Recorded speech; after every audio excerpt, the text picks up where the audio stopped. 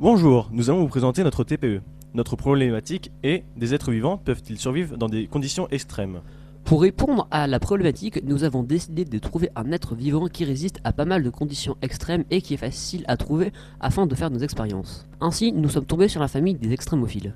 Un organisme est dit extrémophile lorsque ses conditions de vie normales sont mortelles pour la plupart des autres organismes. Après plusieurs recherches, nous avons trouvé que le tardigrade était le plus polyvalent des extrémophiles pour pouvoir répondre à cette problématique. Certains animaux sont connus pour vivre dans des milieux extrêmes, comme le thermophile par exemple, qui vit au plus proche des sources hydrothermales, sous des températures et des pressions énormes. Les vers de glace, quant à eux, peuvent résister à des froids extrêmes et une atmosphère très pauvre en oxygène. Tous ces animaux ont parvenu à s'adapter à des milieux extrêmes par un procédé évolutif très long et très sensible. Cette adaptation est si fine et si élaborée que les organismes qui en bénéficient sont très sensibles aux variations même faibles de leur milieu.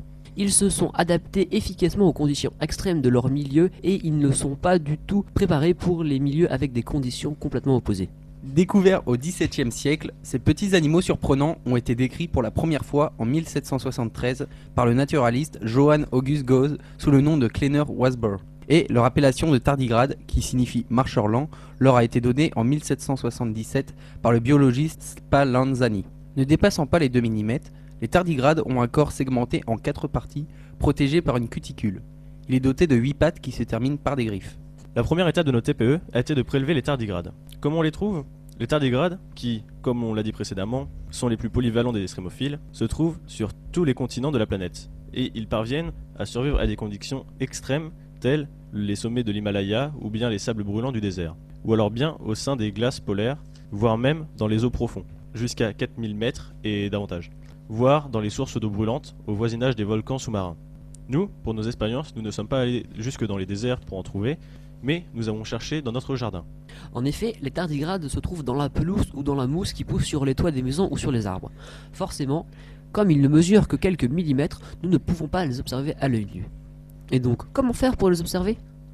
Pour les observer, il faut mettre la mousse dans de l'eau et attendre au minimum 72 heures. Dans notre cas, nous les avons laissés pendant 4 semaines. Au bout des 4 semaines, une fine couche de mousse s'est formée à la surface de l'eau. Cette couche est en majorité composée d'oxygène et de nutriments, mais aussi des tardigrades. La texture de cette mousse ressemble à de l'essuie tout mouillé. On a pressé cette couche pour extraire l'eau et les tardigrades qu'elle contient, et nous les avons mis dans différentes boîtes à pétri pour les observer à la loupe binoculaire.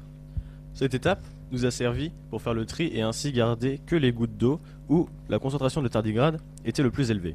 Une fois cela fait, les échantillons étaient mis dans 2 tubes à essai différents qui nous servira en tant que témoins pour les différentes expériences à venir. La première expérience que nous avons effectuée est celle de la résistance à la chaleur. En effet, nous avons voulu vérifier si les tardigrades peuvent résister à de fortes chaleurs. Pour cela, nous avons prélevé environ 2 ml de tardigrades dans un tube à essai témoin et nous les avons mis dans 2 tubes à essai test, pour avoir 2 résultats et donc des résultats plus fiables. On a fait bouillir une casserole d'eau à 100 degrés et on a placé nos 2 tubes à essai dedans. Au bout d'une demi-heure, nous avons retiré les 2 tubes et on a prélevé 2 gouttes venant de chaque tube pour les placer sur une lame qu'on a observée au microscope. En les observant au microscope, on a remarqué qu'ils étaient en cryptobiose, car la chaleur avait augmenté de façon assez brusque. Au bout de 5 à 10 minutes, à l'air libre, les tardigrades avaient repris leur forme classique et on les voyait se déplacer à nouveau. On peut donc conclure que les tardigrades résistent à une chaleur d'environ 100 degrés. Certains chercheurs ont poussé l'expérience plus loin et ont fait résister les tardigrades à une température de 300 degrés pendant 30 minutes. Ensuite, nous avons voulu faire un comparatif avec l'homme.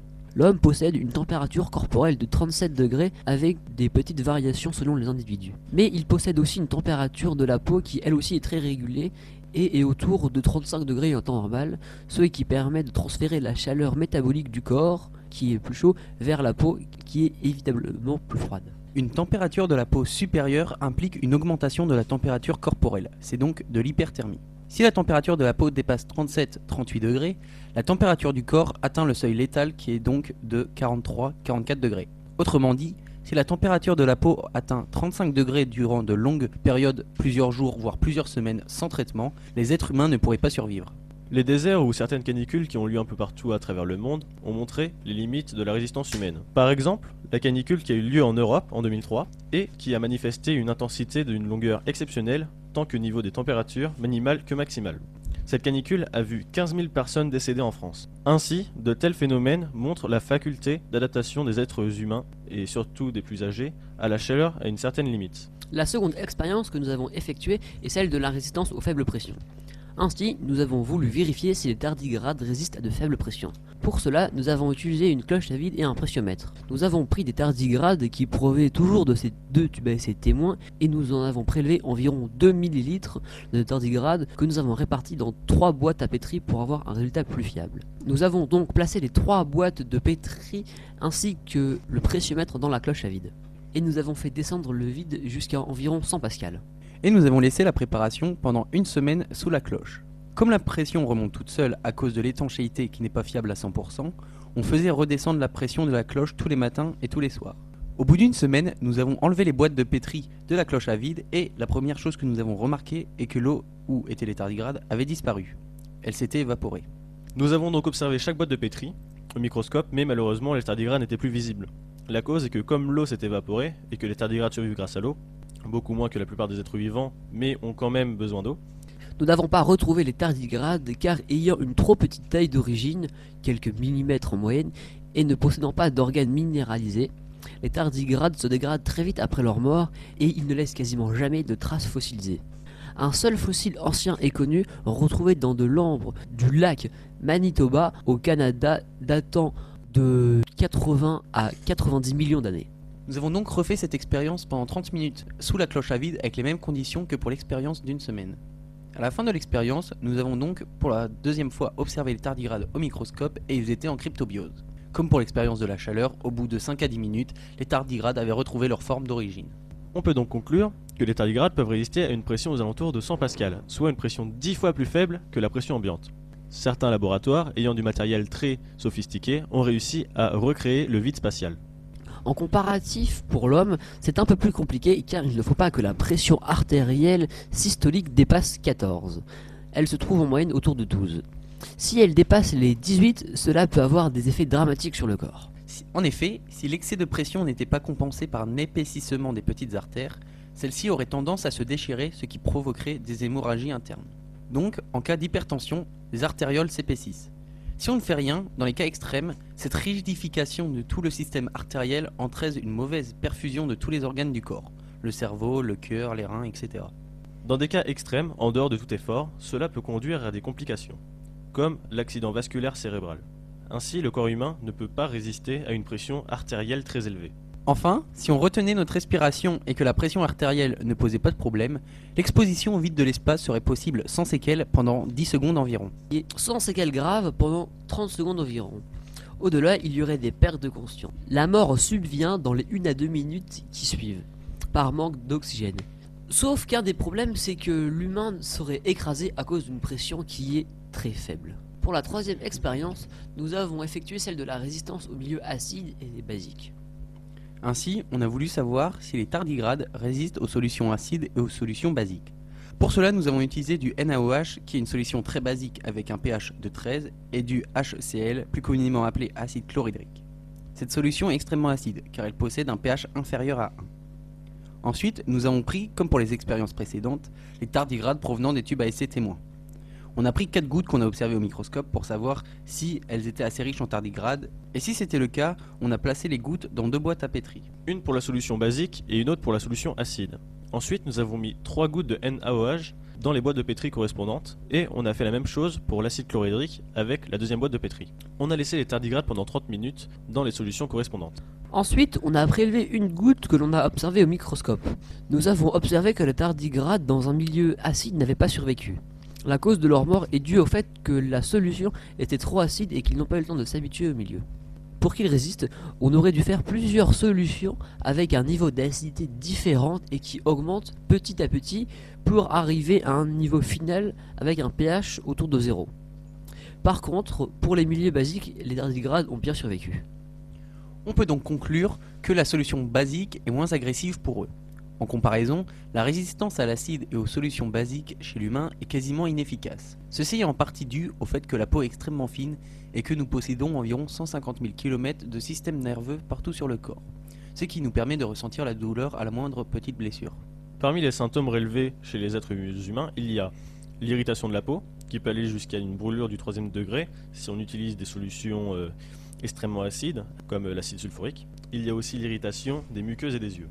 En cas d'indigestion, on peut avoir des douleurs buccales et des troubles graves à l'estomac, pouvant aller jusqu'à des vomissements fréquents et sanglants, mais si la solution est trop acide ou trop basique, cela peut entraîner la mort. Pour la dernière expérience que nous avons effectuée, c'était celle de la résistance au froid. Ainsi, nous avons voulu savoir si le tardigrade résistait au froid extrême.